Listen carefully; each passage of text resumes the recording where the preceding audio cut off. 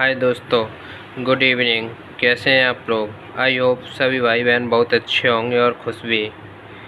तो दोस्तों, मेरा नाम आर्यन कुमार। आज आप लोगों के साथ एक बहुत महत्वपूर्ण टॉपिक आतंकवाद टेररिज्म को डिस्कस करने जा रहा हूं, क्योंकि यह टॉपिक बहुत बड़ा और विस्तृत है और इसके बारे में आपको काफ़ी सारा गूगल और यूट्यूब पर भी मिल जाएगा। यूट्यूब पर भी काफ़ी सारे टीचर्स ने इसे अच्छे से करा रखा है, लेकिन इसे और आसान और सिंपल तरीके में समझाने के लिए मैं यहाँ पर आया हूँ।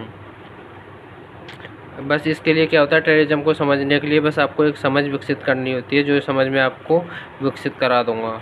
और आप लोग जितना भी चाहें इस टॉपिक पर लिख सकते हैं, अगर आपकी थोड़ी सी भी समझ विकसित हो जाए तो। और वही मैं यहाँ पर करने के लिए आया हूँ, क्योंकि अगले महीने यूपीपीएससी का मेंस भी आ रहा है और उसके बाद यूपीएससी का भी आएगा। तो शायद अगले महीने जो मेंस आ रहा है यूपीपीएससी, तो शायद उसमें कुछ पूछ ले या ऐसे में कुछ पूछ ले। इसलिए यह मैंने बहुत कम शब्दों में अच्छा और सुव्यवस्थित तरीके से समझाने का प्रयास किया है। तो आइए चलते हैं हम अपने इस टॉपिक की ओर। और इस टॉपिक को समझाने से पहले आपको बता दूँ, महात्मा गांधी ने भी आतंकवाद के लिए कुछ बोला था। उन्होंने बोला था, मैं किसी भी परिस्थिति में जान से मरना या हत्या करना या आतंकवाद को अच्छा नहीं मानता। ये महात्मा गांधी ने कोट दिया था। तो दोस्तों, देखते हैं अपने नोट्स में भी आपको दिखाता चलता हूँ क्या है क्या नहीं इसमें। इससे पहले आपको स्टार्ट करने से पहले ये बता दूँ आज क्या क्या पढ़ने वाले हैं। इसमें हम टेररिज्म में आतंकवाद की क्या है, इसकी उत्पत्ति देखेंगे, कैसे और कैसे हुई, क्या हुई, और इसके बाद डेफिनेशन देखेंगे, इसकी परिभाषा देखेंगे, फिर उसके प्रमुख लक्षण देखेंगे, क्या क्या लक्षण है जिनसे हम पता लगा सकते हैं कि आतंकवाद है, और उसके बाद हम कारण देखेंगे, फिर उसके बाद हम देखते हैं इसके सुझाव क्या क्या हो सकते हैं। तो दोस्तों, अब यहीं से हम स्टार्ट करते हैं अपने इस टॉपिक को। आप अच्छे से देखते चलिए नोट्स में भी।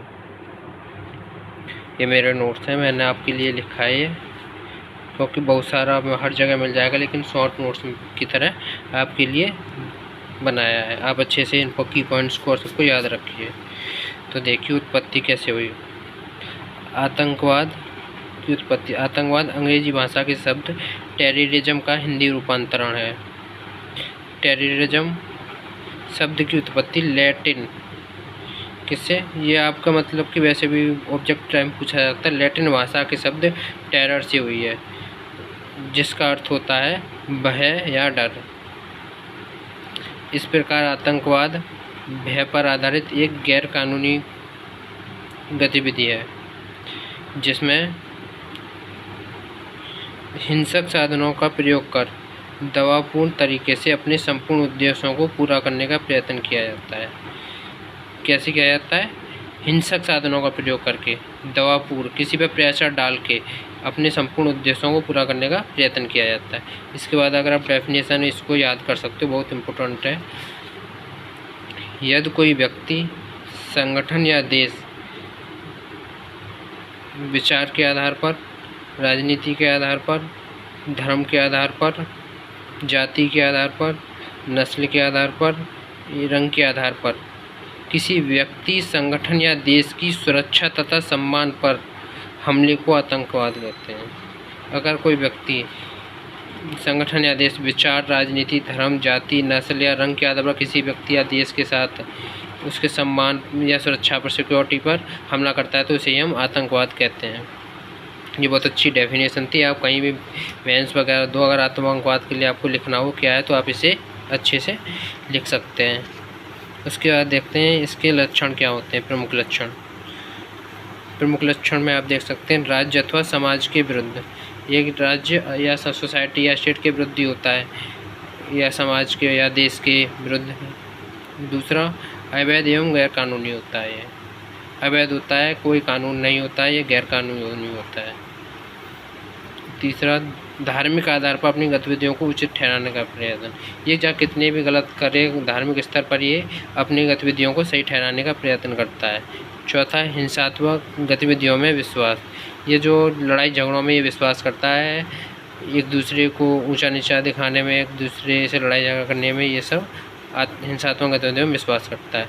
आपको कुछ की पॉइंट्स बताए हैं मैंने, कुछ महत्वपूर्ण पॉइंट लिए हैं जिनको आपको हमेशा याद रखना है। आप शायद ऐसे लिखें या आंसर राइटिंग करें तो इन पॉइंट्स को अवश्य डाल दें, क्योंकि बहुत सारा इस पर आपको मिल जाएगा, पूरा याद आप नहीं रख पाओगे। क्योंकि आंसर राइटिंग जब करते हैं या ऐसे लिखते हैं तो बहुत सारा हमें याद नहीं आता है, इसलिए बहुत सारा पढ़ लोगे। आप हर जगह पढ़ोगे तो बोलोगे सर ने तो बहुत कम बताया है, लेकिन आपको याद कितना रह रहा है ये बहुत इंपॉर्टेंट होता है। तो इसलिए आपको मैंने वही लिया है इसमें जो आपको याद रखना है। तो अब आगे देखते हैं हम प्रमुख कारण क्या होते हैं। कारण देखते हैं अब, सरकार की शोषण और अन्याय की प्रवृत्तियाँ। कारण क्या रहते हैं, आतंकवाद को जन्म कैसे होता है, सरकार की शोषणकारी और न्यायपूर्ण नीतियाँ प्रवृत्तियाँ जो होती हैं उनसे आतंकवाद का जन्म होता है। दूसरा, गरीबी हो गई, बेरोजगारी हो गई, भ्रष्टाचार के कारण युवाओं में तीव्र आक्रोश, ये भी इम्पोर्टेंट होता है फैक्टर इसके लिए। अवैध शस्त्र व्यापार, एक देश से दूसरे देश में अवैध रूप से जो शस्त्रों का जो अवैध व्यापार होता है वो भी। चौथा, राजनीतिक दलों द्वारा अपराधी तत्वों को संरक्षण प्रदान करना। आतंकवाद, पाँचवा, आतंकवादियों को विदेशी सहायता दी जानी। और दो और अलग से, धार्मिक कट्टरता, ये भी है इम्पोर्टेंट फैक्टर होता है इसके लिए। धार्मिक कट्टरता मतलब कि अपने एक समूह को वर्चस्व देना, हिंदू मुस्लिम देखना, कौन के धर्म का है, ये भी आतंकवाद को जन्म देता है। एक राजनीतिक असंतोष, ये भी इसका प्रमुख फैक्टर है आतंकवाद को पैदा करने का। तो दोस्त, अगर आप देख सकते हो कितने अच्छे वे में मैंने कम पॉइंटों में इसके कारणों को बताने की कोशिश की है, लेकिन आप इसके काफ़ी सारे कारण और भी गूगल वगैरह सर्च करो तो काफ़ी सारे मिलेंगे, लेकिन वहाँ आपको सब याद नहीं आने वाले हैं। या फिर से कहूँगा मैं, इनसे आंसर राइटिंग जो भी करो आप, तो इसलिए आपको इम्पोर्टेंट जो आपको याद रह सकते हैं सरल वे में वो मैंने बताने की कोशिश की है। अब आगे चल के देखते हैं, इसके लिए कुछ मैंने सुझाव भी दिए हैं। सुझाव में आप देख सकते हो कुछ आतंकवाद को समाप्त करने हेतु कुछ सुझाव जो मैंने अपने खुद से दिए हैं, आपको याद रह सकेंगे सटीक और आसान वे में। आप देख सकते हैं, सबसे पहला, सुरक्षा को बढ़ावा देना चाहिए, सिक्योरिटी जो है उसको बढ़ाना चाहिए देश की आतंकवाद के लिए। दूसरा, अंतर्राष्ट्रीय सहयोग भी प्राप्त होना चाहिए, दूसरे दोस्तों से मित्रता भी करनी चाहिए, आपस में आयात निर्यात को बढ़ाना चाहिए।